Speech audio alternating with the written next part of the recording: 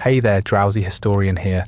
Tonight we're heading to 1919 Boston, a city that smelled like fermenting sugar, sounded like horse hooves on cobblestone, and ran on a mix of industrial ambition and zero building codes. This is the story of the Great Molasses Flood, a very real moment in American history when a 50-foot tall tank of sticky brown syrup exploded, sending a 2 million gallon tidal wave of molasses crashing through the streets. Buildings were flattened, horses were swallowed whole, people drowned in pancake topping. It's dark, it's absurd, and yes, it's all true. Before the syrup reaches chest height, and your shoes get permanently fused to the sidewalk, go ahead and like the video and subscribe, but only if slow-moving disasters and bureaucratic failure help you drift off to sleep. Drop a comment letting me know where you're listening from and what time it is. It's always a treat to see who's staying up late for historical catastrophes. Now take a breath. Let the sugar fog roll in, and prepare to wade, gasp, and gurgle your way through one of the strangest disasters in American history, one slow, syrupy step at a time. You moved to Boston's North End in the winter of 1918, which sounds romantic until you actually get there. The streets are narrow, the buildings lean like they've been drunk since the 1700s, and the air smells like someone spilled molasses in a bar and just left it there, which, to be fair, isn't far from the truth. You find a tiny apartment wedged between a bakery and a tenement filled with children who've never heard of an indoor voice. The floor creaks, the windows rattle, the rent is low. You tell yourself it's historic. That's what broke people say when they can see daylight through their roof. The locals are a mix of immigrants, labourers, and people who smoke so much their voices sound like gravel soaked in whiskey. Most of them work nearby, on the docks, in the factories, or, if they're lucky, in one of the warehouses that doesn't regularly catch fire. You get a job hauling crates for Purity Distilling, which sounds clean, but definitely isn't. The company's headquarters is a sprawling collection of brick buildings, rusting pipes, and one massive steel tank that looms over the waterfront like an oil drum on steroids. You ask someone what's in it. They say molasses, then spit on the ground, like the word personally offended them. At first, the tank doesn't really bother you. It's just there. Giant, dark, sweating molasses, like it's alive. You pass it every day on your way to work, half expecting it to blink. Nobody trusts it, but nobody does anything about it either. That's how things work here. You shrug. You've got bigger problems than a leaky sugar silo, like rent, like the fact that your boots are held together by a string, and wishful thinking, like the rats that have unionized under your sink. Winter in Boston is no joke. It's bitter, mean, and not afraid to slap you across the face just for stepping outside. But there's a kind of charm to it too. The harbour glitters with ice. The factory smoke hangs low like a blanket nobody washed. And every once in a while, you catch a breeze that smells like molasses cookies. Right before you remember, it's just industrial runoff drifting in from the distillery. It's fine. It's all fine. The tank groans sometimes, but you pretend not to hear it. You've heard worse sounds from your upstairs neighbour's bathroom. You learn quickly that the tank has a reputation. Kids dare each other to put their ears against it. Old men curse it under their breath. A horse once reared and bolted just from walking past. It leaks so badly that the company paints it brown to hide the drips. You once saw a dog try to lick it. The dog did not return. Still, nobody stops using it. It's full of molasses meant to be distilled into alcohol, most of which is headed for munitions or bootleggers. The company is making a killing, and you're making $1.20 a day. So you go about your business. You ignore the warning signs because everyone else is doing the same. It's easy to pretend danger isn't real when it's slow-moving and made of sugar. That's the thing about molasses. It's not scary, not until it's too late, not until you hear the pop of a rivet, not until the air shifts in that awful sticky way. Not until you smell something warm and wrong and impossibly sweet and realise, just a few seconds too late, that the tank has stopped groaning. It's screaming. The tank was doomed from the start. That much becomes clear the first time you get close enough to hear it breathe. It's not supposed to breathe, of course. It's a tank, not a living thing. But the way it expands and contracts, the way the metal creaks and shifts as if trying to relieve itself of some terrible internal pressure, you start to wonder. It's 50 feet tall and 90 feet across. A hulking iron drum bolted together with more hope than engineering. The official line is that it holds molasses. The unofficial line is that it holds secrets, and none of them are good.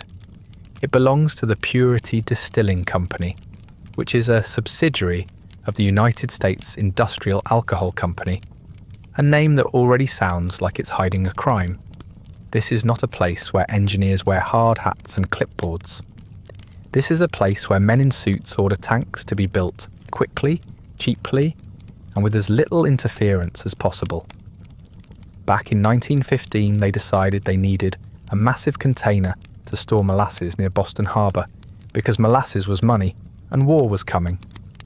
Alcohol made from molasses could be used in munitions, and when there's profit in explosives, who cares if the welds hold? The man who approved the tank's design had no background in structural engineering. He was, quite literally, a financier, someone who could read a balance sheet but not a blueprint. He looked at the plans, saw steel and bolts and circles, and gave a hearty, confident, "Looks good to me." No stress tests were run. No structural inspections were performed. No one checked to see if the thing could actually hold 2.3 million gallons of anything, let alone an oozing, semi-fermented sludge that weighed more than 10,000 tons. The only person who objected was an actual engineer, and he was politely ignored until he stopped trying. When construction began, the tank went up fast. Too fast. Some of the steel used was thinner than industry standards. The rivets were driven in without proper alignment. The seams were sloppy. There were rumours the workers weren't even given the full plans, just told to build the circle thing over there. By the time they finished, the whole thing looked like a rusted soda can that someone had stepped on and then tried to fix with tape, but it stood. That was the important part. It stood, and when they poured the first wave of molasses into it, nobody died immediately. So it was fine, except it wasn't. Within days, the tank began to leak. Molasses dripped down the sides in thick brown trails, pooling at the base like something out of a low-budget horror film. Children would run up with sticks to collect the sweet goo, treating the structure like a public candy fountain. Adults were less amused. Locals began to complain. Workers reported strange noises, groans, creaks, an occasional sharp pop like a distant gunshot. One of your co-workers claims he saw the tank bulge once when the sun hit it just right. You say that's impossible. He says, "You weren't there." To address the complaints, the company did what any responsible industrial operation would do. They painted the tank brown. Not to repair it, just to hide the leaks. The molasses kept coming. The tank kept moaning. But at least now, from a distance, it looked solid. Appearances mattered more than integrity.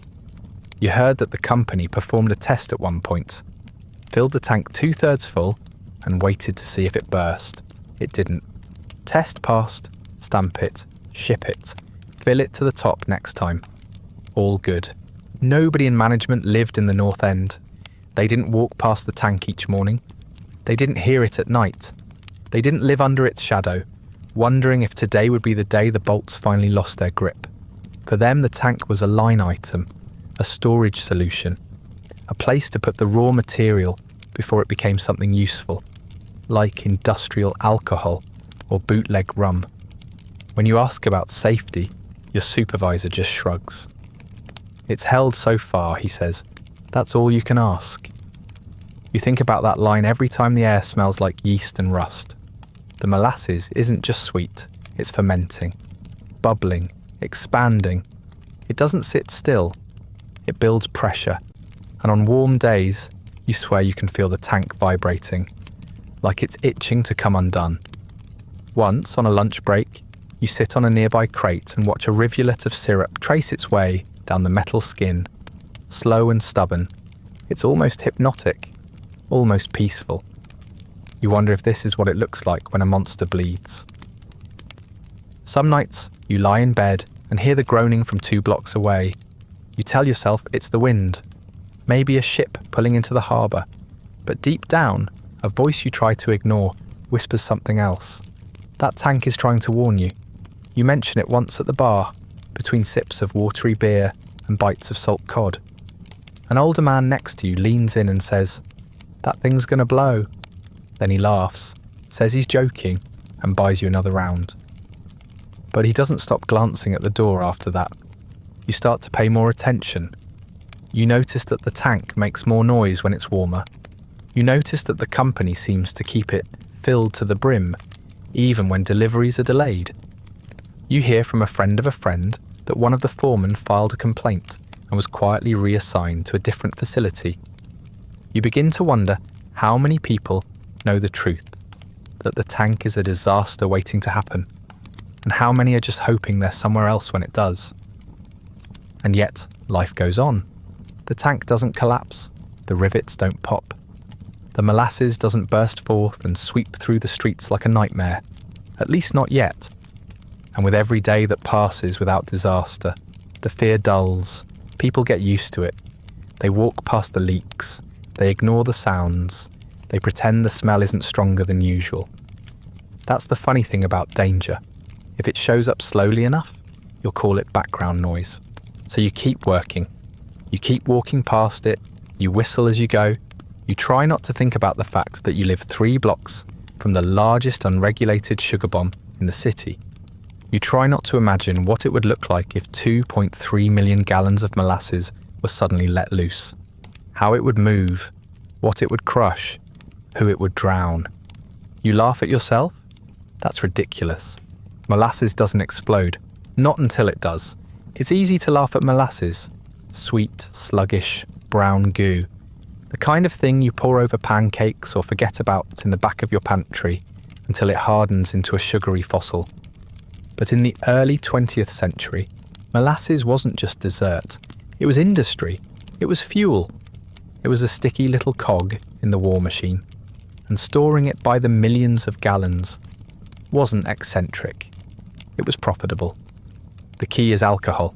Not the fun kind you drink at speakeasies and then regret in the morning, though that was certainly part of it, but industrial alcohol, the kind used to make everything from smokeless gunpowder to cleaning solvents to explosives.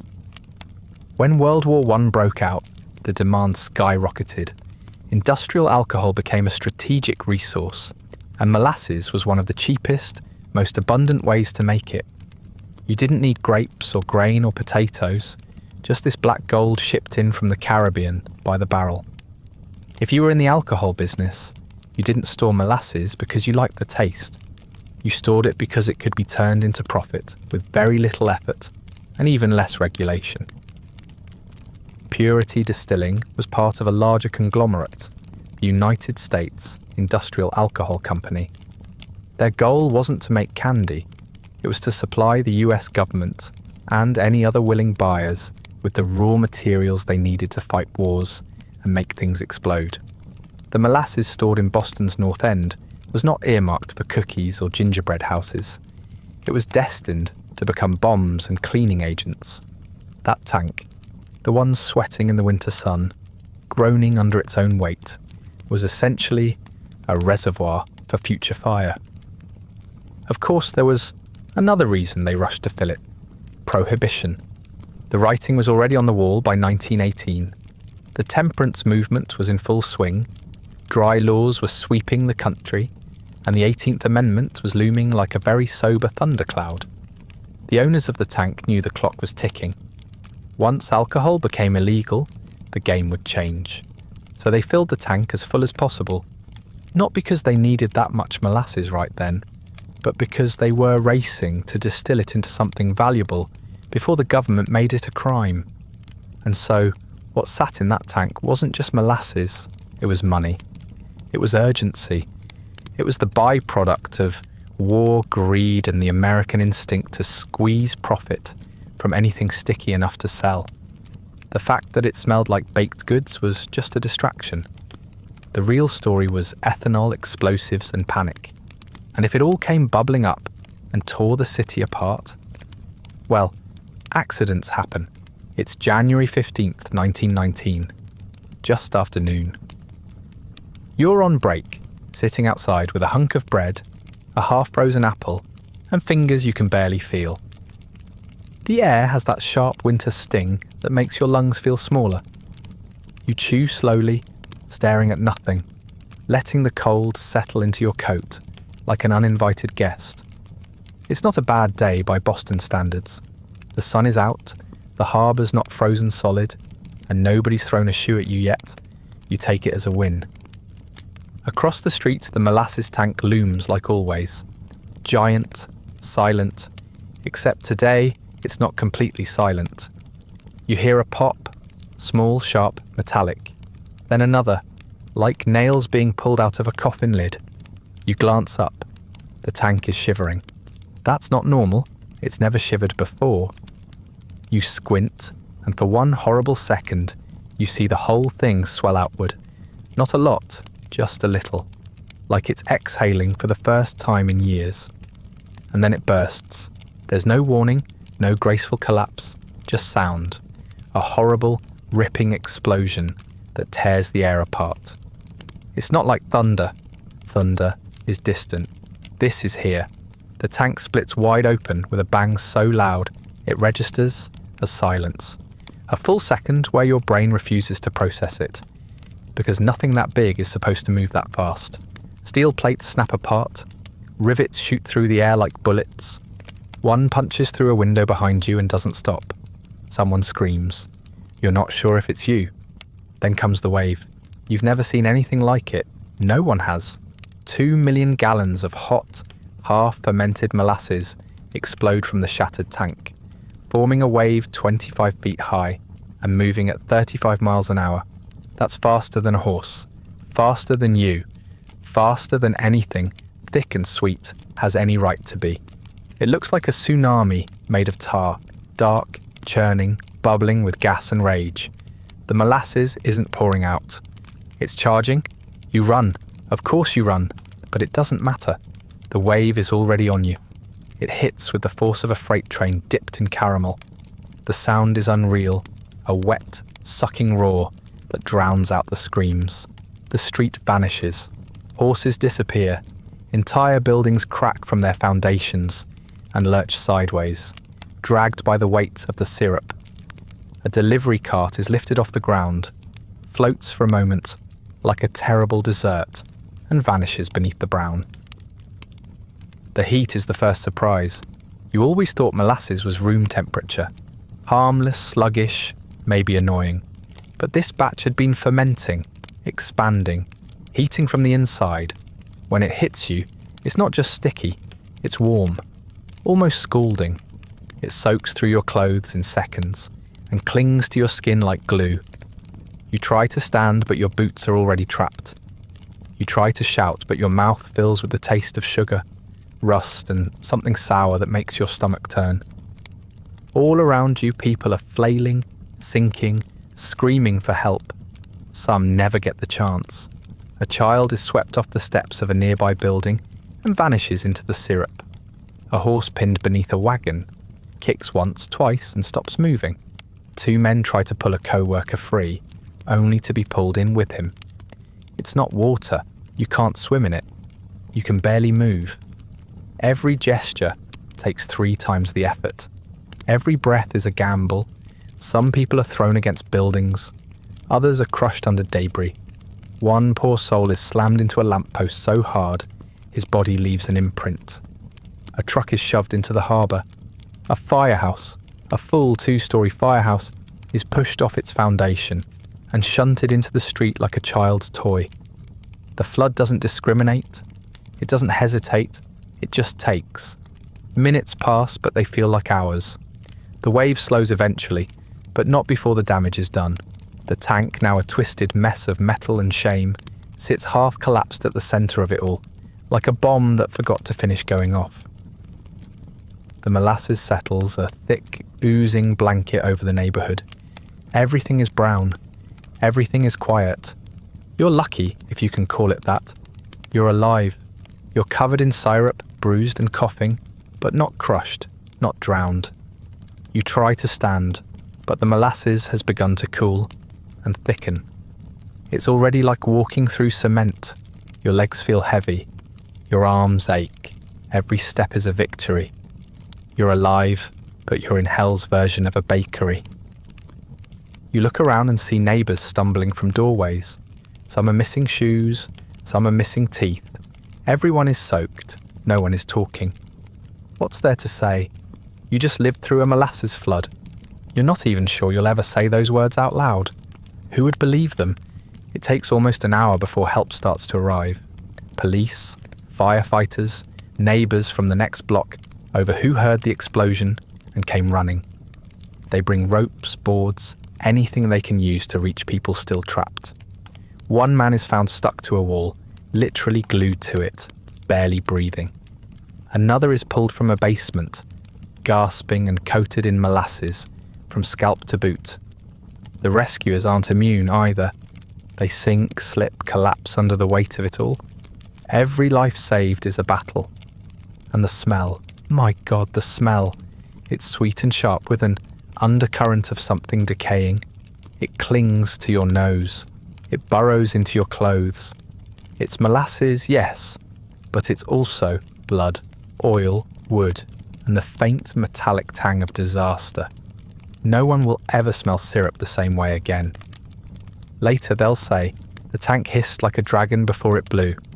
They'll say, the wave was 30 feet high, or 40, or 50. They'll call it an act of God, a freak accident, a 1 in a million event. But you were there, you know better. It wasn't a surprise, it was inevitable. It was the slowest disaster anyone could have predicted, and no one did anything to stop. There's a moment, just before the molasses hits you full in the chest, where time slows down. You can see it, not a wave, not really, but a wall. Brown, bubbling, thick as wet cement, and somehow moving faster than anything that should weigh 10,000 tons. It defies logic. You always imagined molasses as slow, sluggish, a metaphor for things that never quite get going. But this isn't metaphor. This is speed. This is force. This is what happens when 2 million gallons of fermented sugar lose containment all at once. When it slams into you, it doesn't feel like a liquid. It feels like a train made of pudding. Your body lifts off the ground. You don't know how far you're thrown, only that you land on your side in something that immediately begins to pull at you. It's hot, not boiling, but hot enough to sting, to startle, to make every inch of your skin scream in protest. You try to wipe your face, but your hands stick. You try to breathe, but the air is thick with sugar and rust and something else. Something sour that curls your stomach and makes your throat close. You're not just coated in molasses. You're inside it, and it doesn't want to let go. The force of the wave doesn't just knock people over, it breaks them. Bones snap. Chests collapse. More than one person is killed not by drowning, but by being thrown against a wall or crushed beneath flying debris. A steel girder from the tank lands like a javelin, spearing a delivery cart and the man behind it. A horse is flung sideways into a brick wall and splits open on impact, its body reduced to pulp beneath the syrup. You see a woman dragged under the wave and vanish in seconds. There's no chance to scream, no time to fight. The molasses doesn't care. It just keeps going. The buildings don't stand a chance either.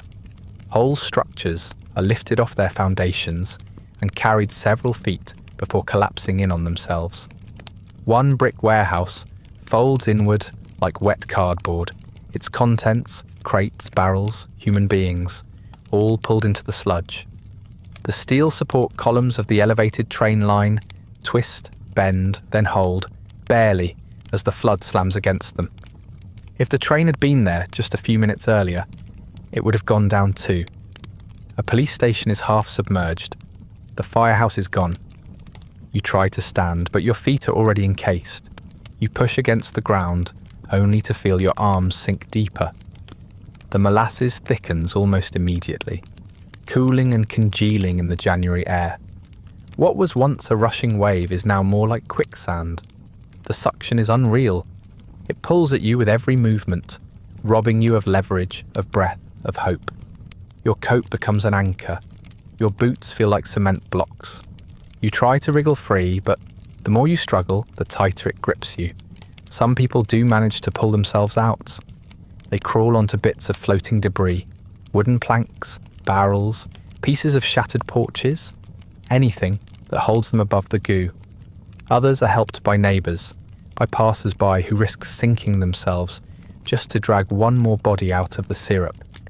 It's chaos, but it's also strangely quiet.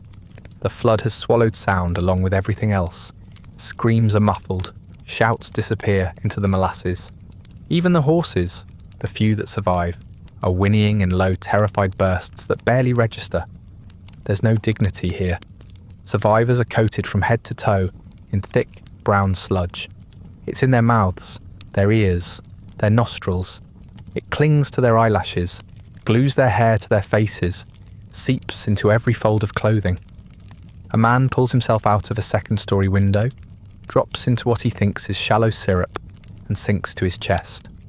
Another is rescued only when someone spots his hand, the only part of him still above the surface, twitching like the last leaf on a dying branch. Children are pulled from piles of debris with their arms stuck to their sides, like dolls dipped in glue. Nobody looks human anymore. Everyone looks like a failed candy experiment. And then there are the ones who don't move, the ones you pass as you try to climb your way out. A man face down in a puddle, unmoving. A woman half-trapped beneath a wooden beam, her expression frozen mid-scream. A horse's head sticking out of the molasses, eyes wide, foam at the mouth. The smell is starting to change. Still sweet, yes, but layered now with the stink of panic, of bodily fluids, of death. It's the smell of a candy shop after a massacre. You finally find higher ground, a stone stoop that the flood barely reached. You collapse on it, gasping, coughing, trying to spit the syrup from your throat. It clings, refuses to leave. You wipe your face with a sleeve that's just as filthy as your skin. Your eyes sting. You look down and see your hands shaking. You try to stop them. You fail. Behind you, the neighbourhood is gone. Not in the fire and rubble sense, but in the spirit of the place sense. The streets are still there, sort of. The buildings are damaged, but not entirely levelled. But it's not the North End anymore. It's something else now. Something quieter, stickier, more broken. It looks like a battlefield dipped in caramel. And for many, that's exactly what it is. The molasses starts to cool. That's the final cruelty. As the air temperature drops, the syrup hardens, locking debris and bodies in place. The people who survived the initial wave now face another threat: entrapment. Those who haven't already escaped find themselves encased, stiffening slowly, like bugs in amber. Rescue teams start arriving, firemen, police, volunteers, and they have to use chisels, axes, and brute force to pull people free. Every move is labour. Every life saved is paid for in sweat and splinters. By the time the sun starts to set, the street is a brown graveyard. Some of the bodies won't be found for days. Some will be too damaged to identify. The final death toll will sit at 21, though many more are injured. Broken bones, concussions, lungs burned from the fumes. The company will try to downplay the damage, of course. They'll call it an accident, a tragedy, an act of God. But you were there. You know better. You don't remember being rescued. One moment, you're half submerged in a cooling pool of molasses, your limbs too heavy to lift, your lungs seizing up with every breath. The next, you're being hauled backward by the armpits, dragged across syrupy gravel by a man cursing so creatively, you wonder if he's inventing new languages on the spot. You try to help, but your legs don't respond. They're either broken or simply too sugar-logged to function. Honestly, you're not sure which option is worse. The first clear sensation you get is cold, not the crisp, cheek-pinching kind of cold that comes with a January breeze. No, this is the deep, soul-sucking kind. The kind that seeps through wet clothes and sticky skin, settles into your bones, and whispers, "You're not getting warm again. Ever." You're wet, coated in syrup from scalp to soles, and even though the molasses was warm when it hit you, it's not anymore. It's thickening around your joints, gluing your shirt to your ribs, hardening like tar. You're starting to realise that survival is less about escaping the flood and more about not freezing into a human toffee sculpture afterward. Your rescuer, some local dock worker who clearly drew the short straw, lays you down on a dryish patch of stone and shouts for more help. 2 other men arrive, slipping and sliding across the muck like drunks on a skating rink. One has a coil of rope, the other a plank of wood they're using as a makeshift stretcher. Neither looks confident. They all reek of sugar, sweat and anxiety. Nobody trained for this. There's no manual on how to extract people from a molasses disaster. It's all guesswork and grim determination. They try to lift you, but it's like hoisting a sack of wet cement wrapped in fly paper. Every inch of you resists. Your clothes are soaked and heavy. Your boots are still half stuck to the ground. Your skin makes a horrible peeling noise as it separates from the stone. You try not to scream, but something halfway between a moan and a gargle slips out anyway. The men wince. One mutters an apology. Then they hoist you onto the board, grunting with the effort, and start carrying you toward what might loosely be described as safety. Along the way, you get a better look at the chaos around you. It's worse than you thought. People stagger through the sludge with blank stares, molasses dripping from their hair like they've been dunked in nightmares. Horses are still twitching in place, some being euthanized on the spot because it's kinder than trying to dig them out. A child sobs into his father's coat. An older woman clutches a broken cane and stares at the tank like it personally betrayed her. And everywhere, absolutely everywhere, is the smell. Thick, sugary, cloying. It would almost be pleasant if it weren't so clearly masking rot, blood and despair. When you're dropped, gently but not gracefully, onto a makeshift triage station, someone immediately tries to offer you tea. You blink at them. Tea? Now? You're not sure if you're hallucinating or if this is just how New England copes with crisis. Either way, your fingers are too stiff to hold a cup. A nurse? You think she's a nurse? Though she might also be a schoolteacher pressed into service, starts checking you over. She asks you your name, and you answer something that sounds like a name, but might be the word plaster. She nods as if that's good enough. They try to clean you, but it's hopeless. The molasses won't come off. It clings to everything. Your hair, your eyelashes, the inside of your ears. There's molasses between your fingers, under your nails, in places you're deeply uncomfortable thinking about. Your underwear feels like it's been made from licorice. Every time you shift, there's a sickening squelch. The nurse takes a wet rag, dabs at your face and mutters, "Oh, honey," like you're already a lost cause. You want to tell her that molasses is not honey, and you're very much not okay, but all that comes out is a cough laced with sugar and bile. Around you, others are faring no better. One man keeps muttering about being stuck in a dream. Another keeps asking where his hat went, over and over, even as someone gently places it back on his head. A woman is lying nearby, her eyes wide open but unblinking, her hands curled into fists, as if she's still holding on to something that isn't there. Someone else is being carried in on a door. Not a stretcher, a literal door, because they ran out of supplies. A priest walks from group to group offering blessings, and in one case, whiskey. The whiskey seems to help. As the day drags on, your body starts to tremble from exhaustion. Not just the physical kind, though your muscles ache in ways you didn't know possible, but the mental kind too. The kind of fatigue that only comes from being briefly entombed in industrial desert, and then dragged out with half your dignity gone. You're alive, technically, but every time you close your eyes, you see it again. The wave, the chaos, the sudden, unstoppable weight of it all. You're not sure sleep is even possible, not tonight. Later, someone offers you a blanket. It's sticky too. You take it anyway. Someone else hands you a biscuit. It tastes like brown sugar and sawdust. You eat it anyway. You're not even sure what your name is anymore. All you know is that it ends in syrup. You're cold, you're shaking, you're alive, and you're starting to realise the worst part isn't over. It's just begun. Because now comes the clean-up. The questions, the lawsuits, the funerals, and through it all the molasses remains, in the streets, in your lungs, in your nightmares. You survived the flood, but the flood isn't done with you.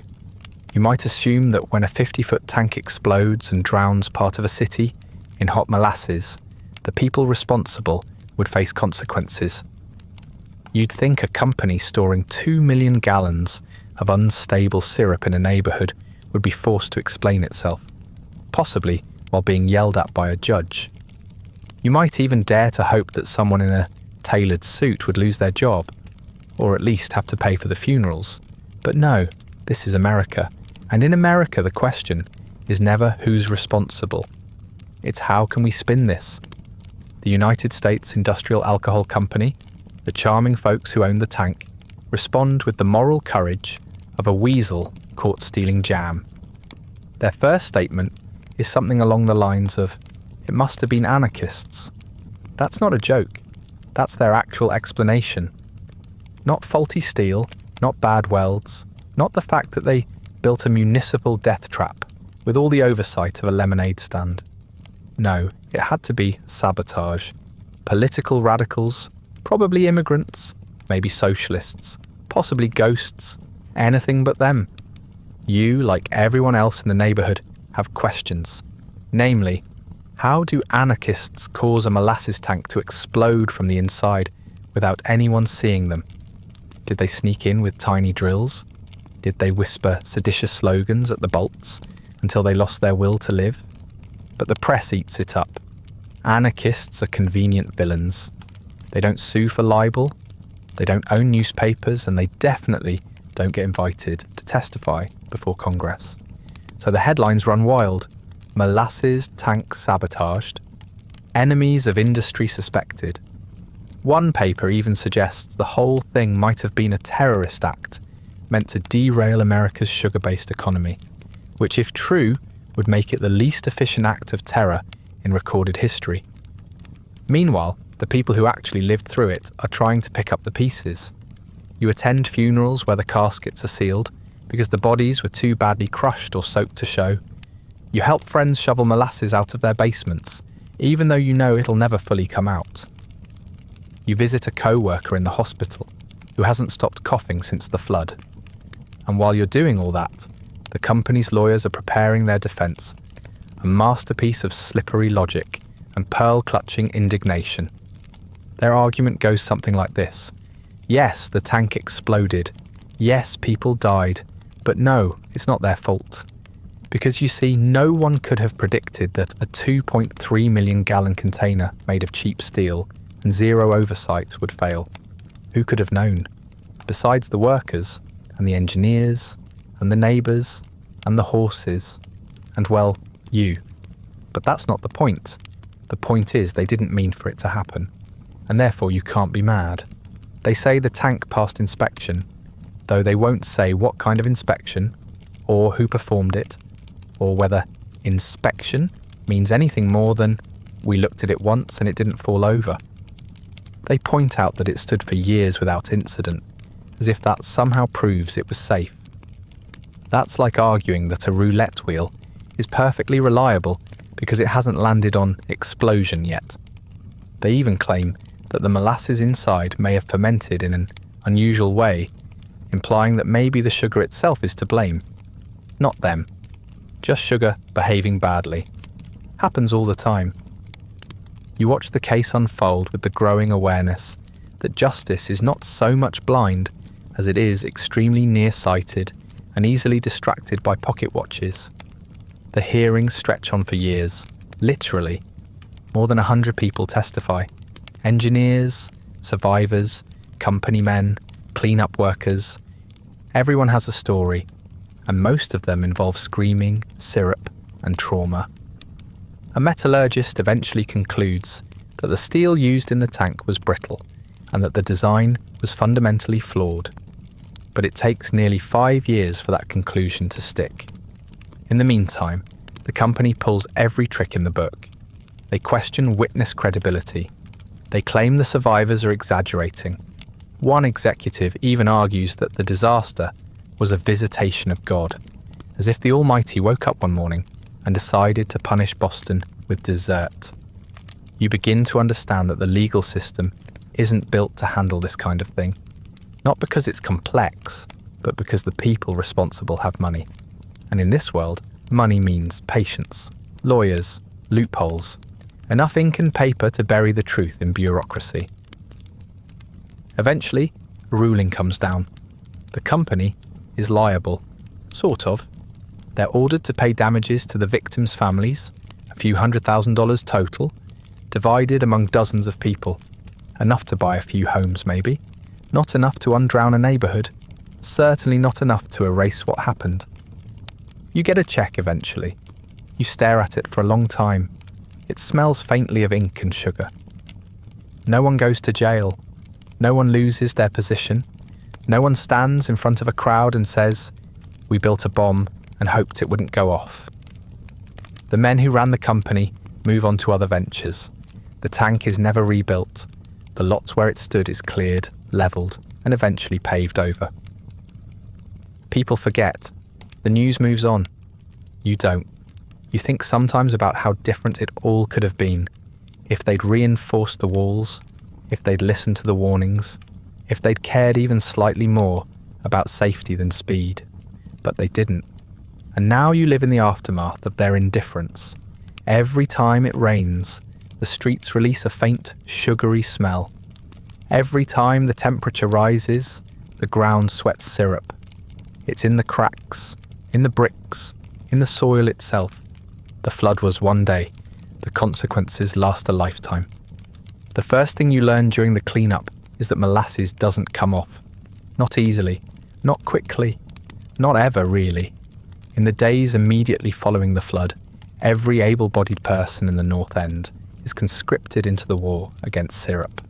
You don't volunteer. You're drafted by the simple fact that your home, your shoes, and probably your soul are all coated in the stuff. You wake up sticky. You go to sleep sticky. You start to believe you're becoming part molasses yourself, as if the flood left something inside you that soap can't reach. City officials, engineers, and a growing number of very sweaty, very tired cleanup crews descend on the neighbourhood with shovels, brooms, buckets, and a kind of exhausted optimism that lasts about 3 hours. The first few attempts to clean the streets involve scraping, sweeping, and good old-fashioned elbow grease. These fail immediately. Molasses laughs at brooms. It clogs shovels. It clings to boots and refuses to be pushed. It hardens when cold, softens when warm, and oozes back into the cracks you just cleared, like it's trying to reassert dominance. Next, they bring in hoses, high-pressure water, gallons and gallons of it, aimed at the streets like they're trying to blast the sins off Boston. But the molasses mixes with the water, forming a thin film that spreads faster than anyone anticipated. Now, instead of containing the mess, they've created rivers of diluted syrup that snake into every available path downhill. Sidewalks, gutters, sewer grates, basements, subway stairwells. It flows with enthusiasm. By the end of the day, downtown Boston smells like a gingerbread house on fire. The city turns to salt water, hauled in from the harbour by hoses stretched for blocks. It helps, a little. Salt breaks down sugar better than fresh water does, but it also corrodes pipes, warps metal, and kills what little landscaping you had. You watch as a perfectly innocent tree turns brown at the roots and keels over like it smelled something offensive. Your front step is now a hardened slab of glaze. You've scrubbed it 4 times. It still glistens. Inside people's homes it's worse. The molasses got everywhere. Into walls, under floorboards, inside pantries, around bed frames. Entire basements are declared unsalvageable and simply sealed off. Furniture is ruined. Mattresses are dumped in the streets. You hear of one man who tried to boil his bedding to save it. Now he sleeps on a bare cot and weeps softly into a sugar-crusted pillow. The molasses gets into ovens, coat linings, and the spines of books. Some people try to burn it out. This goes about as well as you'd expect. One man manages to set part of his shed on fire. The shed burns. The syrup remains. Clothing becomes a tragedy all its own. You've never appreciated dry laundry until you've pulled a sock from a molasses puddle that's had 3 days to ferment. You try to wash your clothes in scalding water and soap. They come out darker, heavier, and somehow more adhesive than before. Eventually, you give up. You wear what you can salvage and try to ignore the subtle crunch it makes when you move.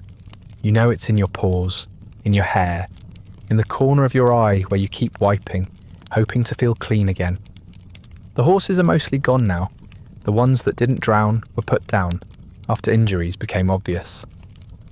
The clean-up crews dispose of them quickly and quietly.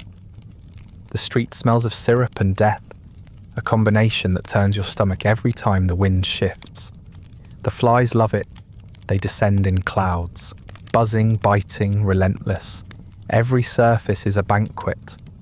They bite your arms as you scrub the porch. They land on your food before it reaches your mouth. You start to understand why some people leave town. Temporarily, they say, for air. But you suspect some of them just never come back. The newspapers romanticize it, of course. Boston's sweet disaster, the sticky tragedy. Some tourists show up to see the damage. They giggle. They bring their children. You want to scream at them. You want to show them the boots left behind by the man who never got out. You want them to smell what you smell when you close your eyes. Molasses and rot and grief blended into something permanent. Weeks turn into months. The cleanup doesn't end so much as slow into a dull ritual. People scrub the same walls again and again, hoping this time the sugar will give up. The city installs new drainage systems, replaces sidewalks, and quietly stops asking for progress updates. There's only so much you can do with a natural disaster no one prepared for. Some neighbourhoods seem normal again, from a distance, but if you get close, you can still see it. The shimmer of syrup on bricks, the warped wood of doors that were never meant to get that wet, the ghost stain where a building used to be. You eventually stop trying to clean your own house. What's left is livable, more or less. You air it out every day. You light candles to mask the scent. It never really works. You get used to sleeping with the faint aroma of burnt sugar hovering in the corners of the room. You wake up with your hands still tacky, even when they feel dry. You stop asking why. Years pass and the molasses remains. In the stories people tell, kids dare each other to touch the pavement where the tank used to stand. Old-timers argue about the exact height of the wave, as if it matters.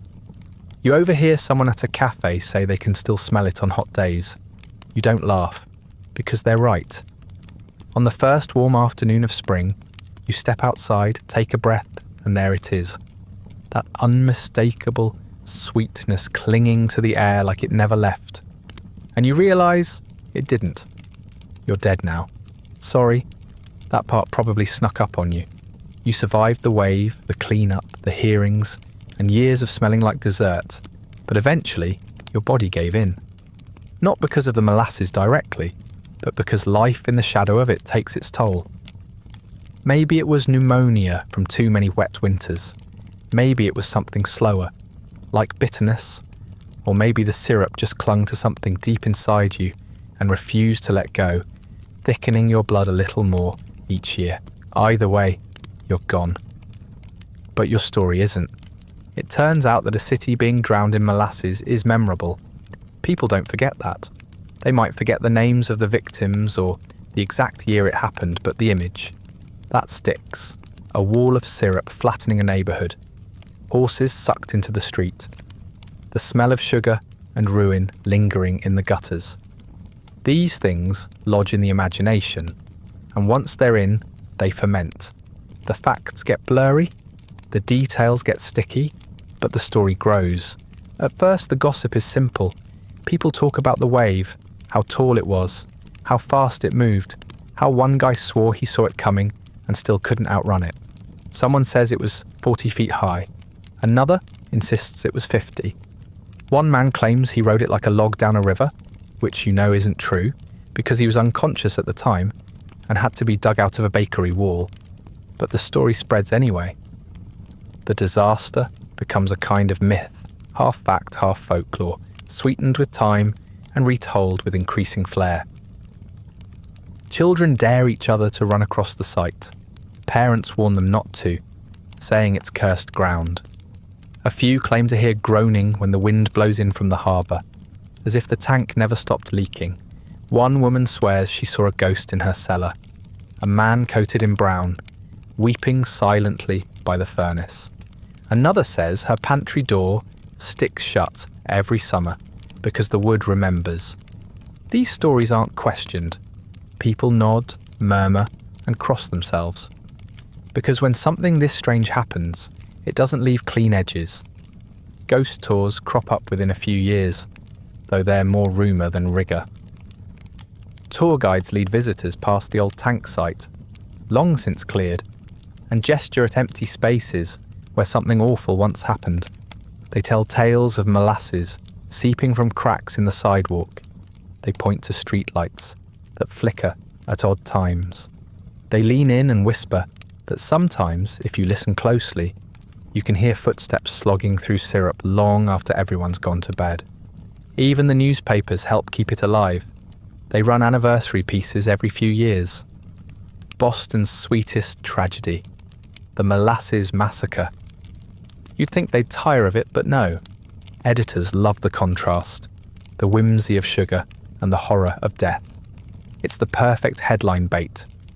They reprint the same grainy photo of the wrecked tank, the same quotes from survivors, the same wide-eyed accounts of syrup-soaked shoes. And every few years they find someone new who says, "You know, I think I can still smell it on hot days." And maybe they can. You become a footnote in some of these articles, a name on a list, a casualty of caramel. You don't mind. It's a strange kind of immortality, but it's better than nothing. Most people don't get statues or songs. You get ghost stories and sticky sidewalks. You'll take it. Of course, the legend isn't always respectful. Kids laugh about it in school. Some local comedian tries to turn it into a joke about slow deaths. One guy at a bar insists that the whole thing was a hoax, like the moon landing, staged to make Boston look interesting. Another claims it was an insurance scam, and the molasses was actually just very thin oil. You'd roll your eyes if you could, but you're not here to correct them. The truth doesn't travel as fast as syrup, or as far. And then there's the weird stuff.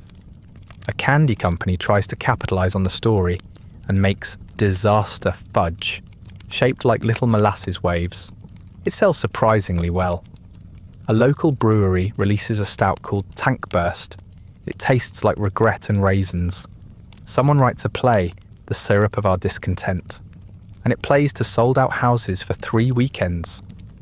Tourists buy t-shirts with terrible puns.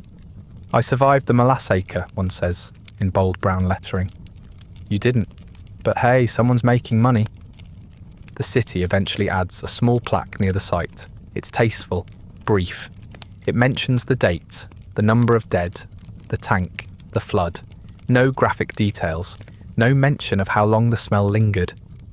No explanation for why it happened, just a quiet little sign that people walk past on their way to coffee shops and Red Sox games.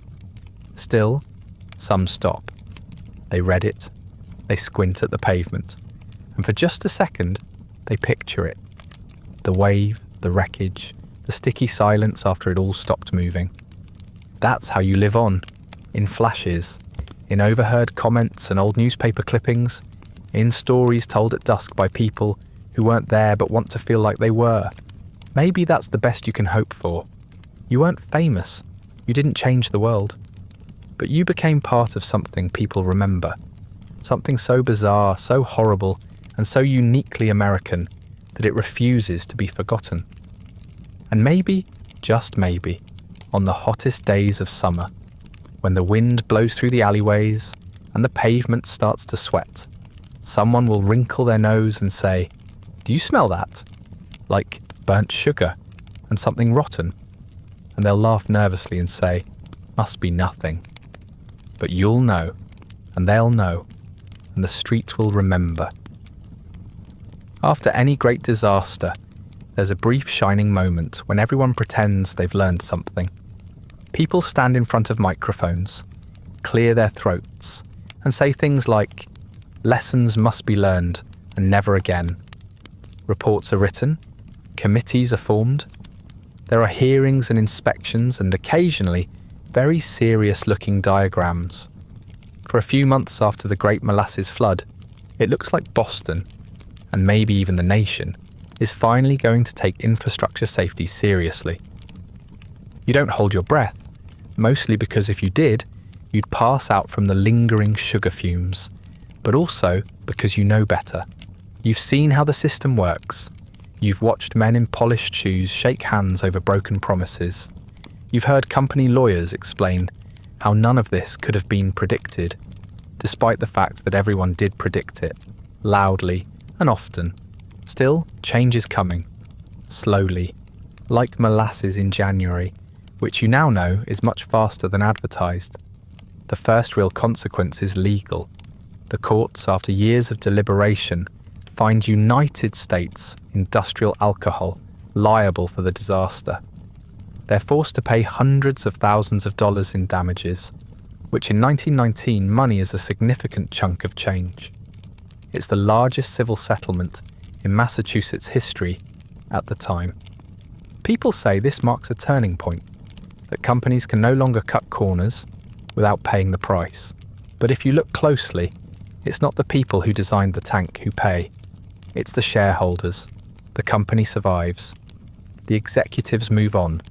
The accountants adjust the books. And the tank, it's gone, melted down for scrap like it never existed. Still, the ruling does lead to one positive development. Boston starts requiring structural engineers to sign off on large projects, which is, when you think about it, an incredibly low bar. It's like installing smoke detectors after the house burns down, but it's something. From now on, if someone wants to build a 50-foot tank in a residential neighbourhood, they'll at least need a licensed professional to say, yes, this probably won't explode. Whether that professional is being paid to say, it is another matter. The molasses flood becomes a case study in what happens when corporate greed collides with zero oversight. For decades afterward, engineering textbooks cite it as a cautionary tale. Professors draw diagrams of stress points. Lawyers nod gravely about due diligence. It becomes an example, a warning, a punchline, but only within certain circles. For the public at large, it fades. It becomes folklore, a sticky footnote. And outside of Boston, the lessons evaporate. Across the country, tanks are still built without proper tests. Factories still run without fire exits. Buildings still collapse because someone said, that's probably good enough. The United States enters the roaring 20s with all the arrogance of a nation that believes it has nothing left to learn. Prohibition arrives. The alcohol stops flowing, publicly at least. The industrial alcohol game shifts. The next disasters come from different places. Fires, floods, crashes, collapses. But the pattern stays the same. People die, reports are written, nothing really changes. You start to realise that in America, tragedy is often just a speed bump on the way to the next quarterly report.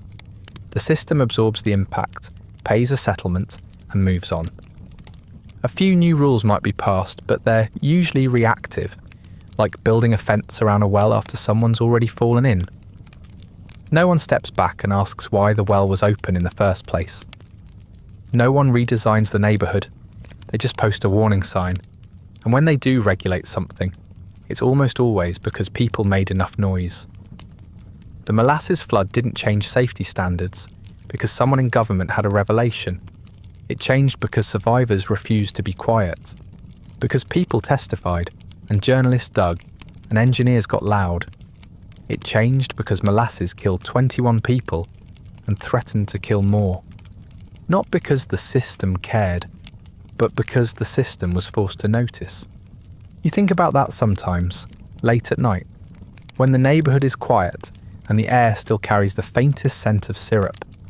You think about how close it came to being swept under the rug entirely. If the tank had been a little smaller, if fewer people had died, if the flood had happened in a less visible neighbourhood, would anyone have remembered? Would they have bothered to hold someone accountable? Or would they have just blamed the weather and moved on? Even now, the regulations that came out of the disaster are narrow in scope. Engineers must review designs, city inspectors get more authority. That's about it. There's no sweeping federal law, no massive reform movement, just a few extra signatures on a few more forms. It helps, sure, but only so much.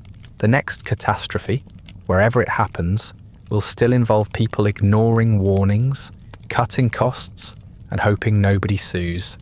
What you learn, standing in the aftermath of something so surreal and so preventable, is that memory fades faster than molasses dries. People forget.